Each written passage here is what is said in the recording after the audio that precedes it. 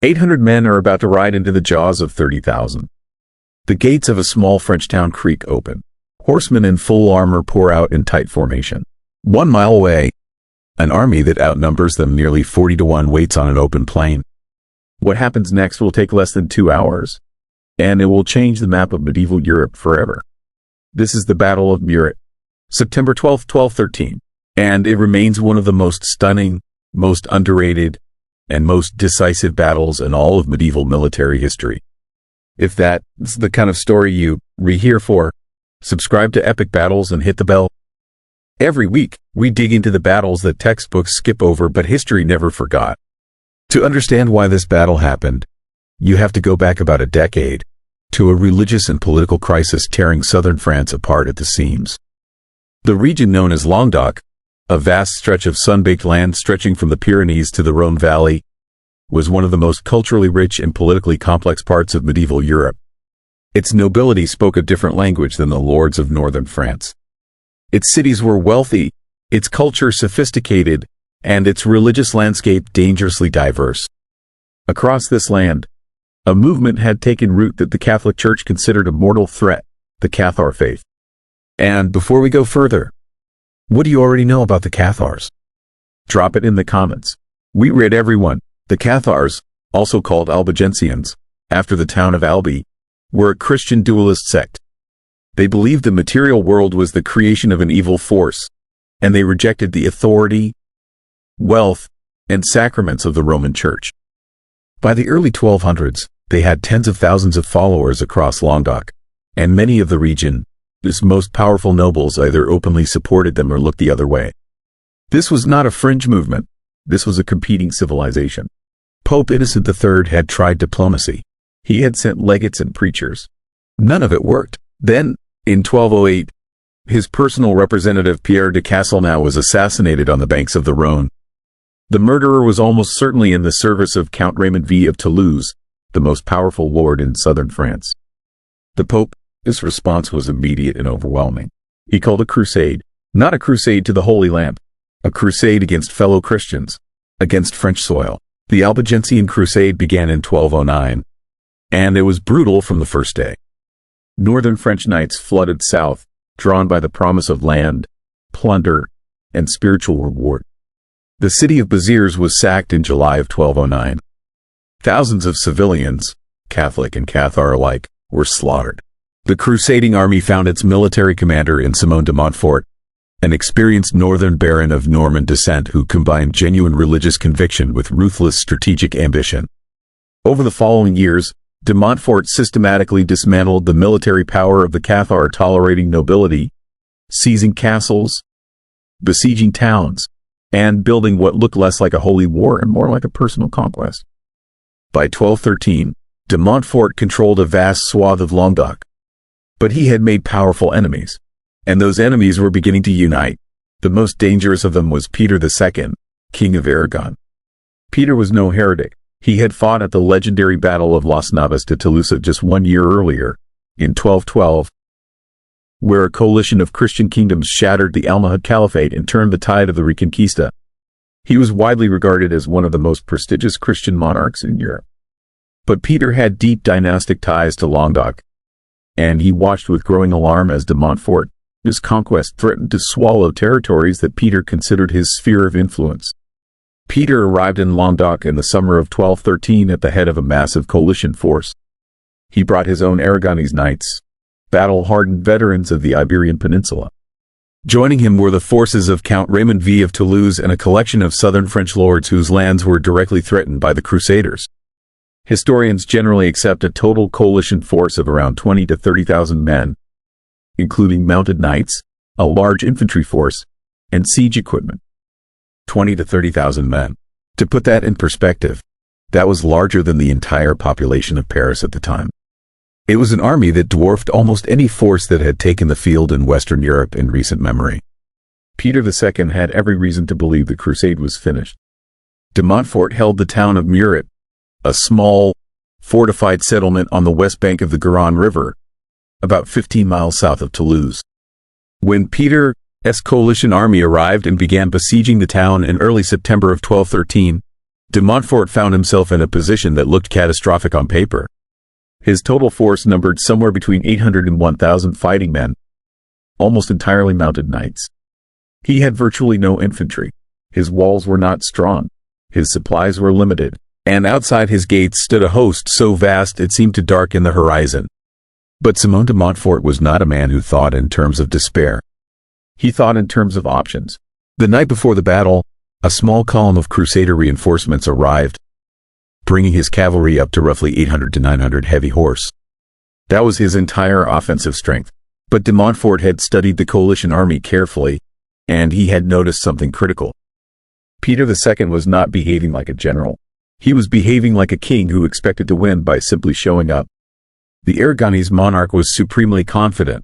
His army dwarfed the crusaders. His reputation was unassailable. Rather than pressing the siege or seeking a decisive engagement on his own terms, Peter had allowed his forces to remain dispersed, their formation loose, their attention divided. There was even credible intelligence that Peter had spent the night before the battle with a noblewoman and chose to fight the next morning without his royal armor, riding into battle in the equipment of one of his ordinary knights. Why he made this choice remains one of the enduring mysteries of the battle. Some historians believe it was a security precaution. Others suggest a kind of romantic fatalism. Whatever the reason, it would cost him everything. On the morning of September 12th, de Montfort made his decision. He was not going to defend Muret. He was going to attack. The plan was elegant in its aggression. His cavalry would sortie from the town in 3 separate divisions, 3 echelons of heavy horse, each assigned a specific target in sequence. The first division would sweep wide to the north, bypassing the initial coalition lines and striking from an unexpected angle. The second and third would follow in rapid succession, each driving into a different sector. Speed, shock, and relentless forward momentum were the essence of the plan. No fallback position, no reserve. Every knight would go forward. Before riding out, de Montfort and his men attended mass inside the town, his church. The spiritual dimension was real and visceral. These men believed, genuinely and deeply, that God was watching. Some of them were about to die. They knew it. They received communion, and then walked out to their horses. The gates opened at approximately mid-morning. The first division rode out in tight formation, moving at a controlled canter. They swung north along the riverbank, threading between the town walls and the edge of the Garonne. To coalition observers, the movement might have looked like an escape attempt. It was not. The coalition army was caught in an awkward moment. Part of its forces were still engaged in siege operations on the southern side of the town. The Aragonese cavalry and the southern lords, horsemen were massed on the plain to the north and west, but they were not in tight battle formation. The infantry, the vast mass of foot soldiers that constituted the coalition, this overwhelming numerical advantage, were behind the cavalry, less organized, less ready to respond to a sudden charge. Peter II had been warned. His military advisors had urged him to fight on foot with his knights, presenting a solid defensive line that would blunt any crusader charge and let sheer numbers grind de Montfort's force down. Peter refused. He was a king. He fought on horseback. The 1st Crusader Division completed its arc to the north and struck the left flank of the coalition cavalry. The impact was immediate and violent, heavy destriers crashing into a line of horses and men still in the process of forming up. The noise alone was staggering, the thundering of hooves on hard September ground, the crash of lance on shield and armor, the screams of horses and men, the grinding metallic chaos of close-quarters mounted combat. But the 1st Division did not stop to fight. That was the key. They punched through, disrupted the formation, and kept moving, wheeling, pressing, denying the coalition cavalry any chance to regroup. The 2nd Division was already out of the gates. De Montfort led the 2nd Division himself. His presence at the point of the attack communicated to every knight behind him that there was no hesitation, no doubt, no alternative to total forward commitment. He aimed perhaps 500 heavy cavalry like a spear at the heart of the Aragonese formation. Peter II was in that formation, and this is where the decision to fight without his royal insignia became fatal. In medieval battle, a king was a command note. He was visible by his banner, his heraldic colors, his distinctive armor. And that visibility served a military function. His knights knew where he was. They could rally to him. When Peter chose to fight anonymously, he removed himself from that system entirely. He became just another knight in a sea of knights. The 2nd Crusader Division hit the Aragonese cavalry like a hammer. Knights went down on both sides. Lances shattered. Men drew swords, fighting from horseback in the screaming press of bodies. The Aragonese were not cowards. They were veterans of the Reconquista, men who had fought their entire lives. But they were receiving an attack at a tempo they had not controlled, on ground that gave the charging Crusaders every advantage. And then Peter II was killed. No one knows exactly how it happened. In the chaos of the melee, surrounded by men in unmarked armor, the King of Aragon was struck down. The blow, or blows, that killed him may have come from a knight who had no idea who he was. The greatest monarch on the Iberian Peninsula, the hero of Las Navas de Tolosa, died without his identity being known to his killers. The effect was instantaneous and catastrophic. In medieval warfare, the death of a commander, especially a royal commander, was not merely a military event. It was a psychological earthquake. The men around him saw him fall. Word spread outward through the formation the way fire spreads through dry grass. And as that word moved, something in the collective will of the Aragonese cavalry collapsed. The 3rd Crusader Division was pouring out of the gates now, driving into the disintegrating coalition line. There was no longer a coherent formation to fight. There were individual men in small groups, some still trying to fight, others already turning their horses, others pushing desperately toward the rear.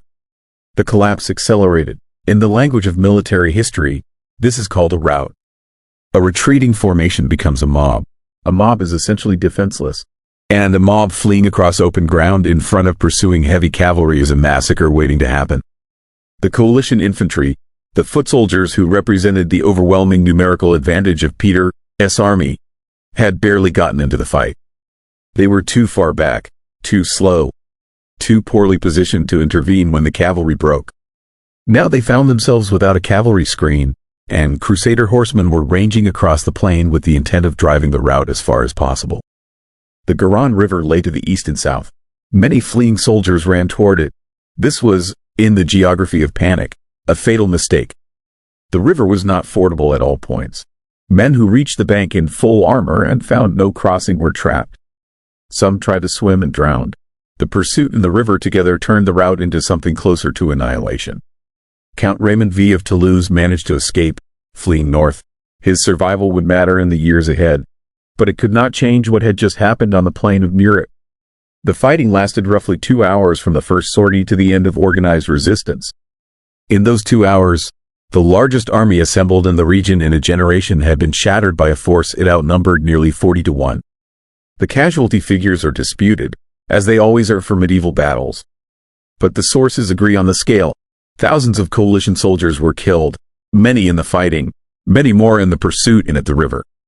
The Aragonese nobility suffered devastating losses. Knights who represented the military backbone of a kingdom died in the mud of southern France, far from home. De Montfort, its losses were, by all accounts, minimal. The imbalance was so extreme that it reads less like a battle and more like an execution. The aftermath of the Battle of Muret reshaped medieval Europe in ways that still echo today. Peter II of Aragon was dead. His heir was a 5-year-old boy, the future James I of Aragon.